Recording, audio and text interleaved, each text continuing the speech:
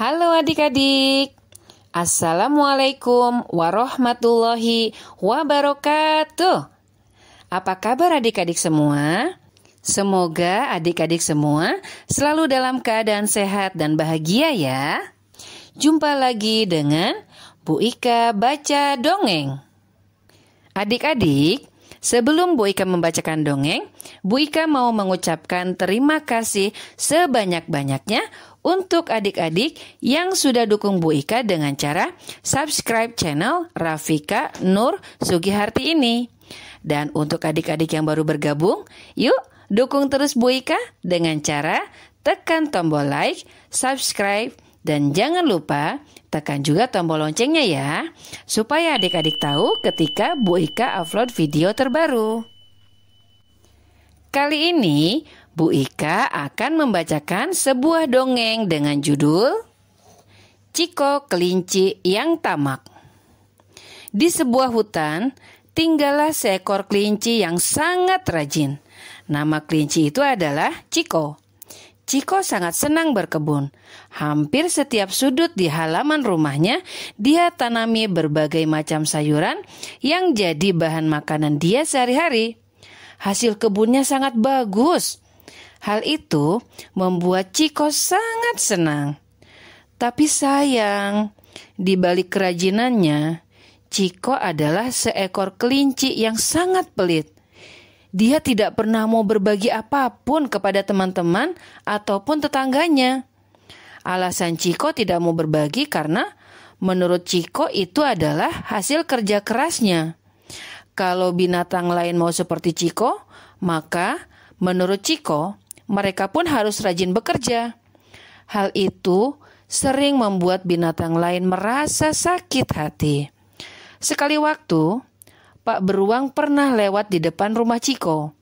Pak Beruang terpesona dengan keindahan halaman rumahnya Ciko. Hal itu membuat Pak Beruang berdiam diri dan menikmati keindahan halaman Ciko dengan takjub. Tapi ternyata hal itu disalahartikan oleh Ciko. Ciko menghardik Pak Beruang. "Hai Pak Beruang, apa yang sedang Anda lakukan di sini? Jangan coba-coba untuk mencuri di halamanku ya. Aku juga tidak mau membagi hasil kebunku. Kalau Anda mau sayuran, silahkan tanam dan rawat sendiri tanamanmu. Jangan malas," bentak Ciko dengan sangat tidak sopan. Mendengar hal itu, Pak Beruang kaget bukan main. Pak Beruang hanya menggeleng-gelengkan kepalanya dan segera beranjak dari sana. Suatu hari, seisi hutan dibuat bertanya-tanya dengan aroma sedap yang menyerebak hampir di setiap sudut. Warga hutan keluar dari rumahnya dan coba mencari tahu dengan saling bertanya dari mana sumber aroma tersebut. Di saat mereka sedang kebingungan, Ciko melintas sambil membawa keranjang berisi penuh makanan. Dengan sangat arogan dia berkata, "Kalian pasti tergoda dengan aroma dari dapurku ya? Makanya belajar masak kalau mau makanan yang enak. Jangan harap aku mau membagi makanan ini," ucapnya sambil terus berlalu. Para tetangga hanya bisa menggeleng-gelengkan kepalanya melihat sikap Ciko.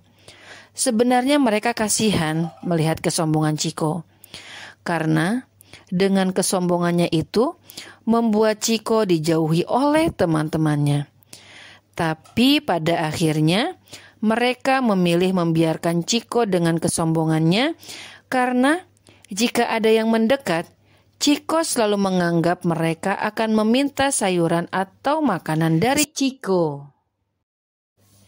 Pada hari itu, ternyata Ciko mau menikmati makanannya di tepi sungai sambil menikmati udara sejuk. Dia pergi sendirian seperti biasanya. Dengan perlahan, dia menikmati makanan tersebut. Setelah matahari mulai tenggelam, Ciko pun mengemas barang-barangnya dan beranjak pulang. Sepanjang perjalanan menuju rumahnya, setiap binatang yang berpapasan dengan Ciko memilih menghindar dan seakan mengalihkan pandangannya ke arah yang lain. Lalu mereka tampak berbisik-bisik dengan binatang lainnya. Seperti biasa, Ciko memilih tidak peduli. Dia hanya fokus pada pikirannya sendiri. Ketika Chiko sampai di depan rumahnya, Chiko kebingungan melihat begitu banyak binatang yang berkumpul di depan rumahnya. Chiko marah dan hampir saja dia memaki semua binatang tersebut. Sampai akhirnya seseorang berteriak kepada Chiko, "Hei Chiko, lihatlah akibat keteledoranmu. Untung ada Pak Beruang yang segera memadamkan api yang membakar bagian belakang rumahmu." "Apa?" tanya Chiko terkejut bukan sembarang. "Sepertinya kamu lupa mematikan kompor di dapurmu yang akhirnya api dari kompor menyambar kain taplak di meja makanmu." Chiko terkulai lemas dan menangis. Rumahnya hangus terbakar dan kebunnya rusak karena terinjak oleh para binatang yang membantu proses penyelamatan rumah Chiko. Chiko tak bisa berkata apa-apa. Pak Beruang berjalan mendekati Chiko lantas berkata, "Maafkan aku Chiko, aku sudah berusaha sekuat tenagaku, tapi api di rumahmu sangat besar."